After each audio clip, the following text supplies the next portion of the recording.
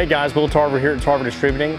I'm the craft brand manager here, and I wanted to talk to you guys about some issues I see in the market sometimes. If you have a problem with your kegerator unit, maybe at your place of business or at home, let's talk about my top 3 troubleshooting tips and tricks to help you pour a better beer. Okay guys, this seems like a simple one. For our first mistake, simply not checking our CO2. A lot of times you might not have your CO2 tank on, or you might not have it on a proper pressure. First, you want to make sure your CO2 tank is actually turned on. Then there's also a valve here you want to make sure is actually open. A lot of times people will neglect to put that on and they'll leave it closed and they'll wonder why they don't have any CO2 pressure to the beer. Make sure you check those valves, make sure you check that CO2 tank, that it's actually running CO2 to your beer. Along with the CO2 problem there is making sure you have proper CO2 regulation. You want to be running your draft beer around 10 to 12 psi. Depending on your style, it might be a little less than 10 actually, or even more than 12, up to 14 psi on your style of beer. Once again, using Google is a great tool to figure out what style of beer, what pressure of CO2 you want to work with that.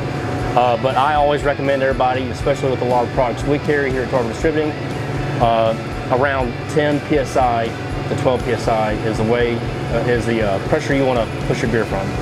Okay, our number 2 mistake I see people doing a lot of the time is simply just not pulling the draft handle properly for when they're pouring their beer. It can be a little intimidating for some people, and simply just pulling the handle a little bit will actually cause a lot of foam. So when you barely push that handle, it's going to cause a lot of foam. And nobody wants a beer like that. When pouring your draft, you want to make sure you pull the handle down all the way in a quick motion. You don't want to jerk the handle because that could break it.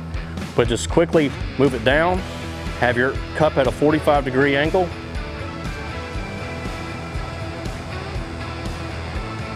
and voila, you have yourself a perfect pour.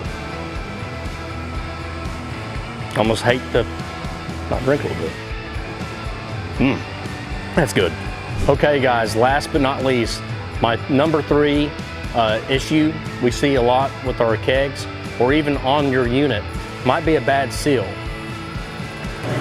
If we take a look at our keg here, if you're having an issue with foaming, you can simply look at this rubber gasket around the tap, or you can look at the rubber gasket on the keg.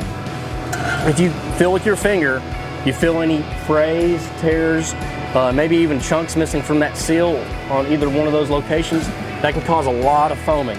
So you want to make sure your seals are in good shape. Okay guys, those are my top 3 mistakes on your draft. Make sure always inspect your units carefully, inspect your kegs upon delivery, and always drink responsibly guys. Cheers.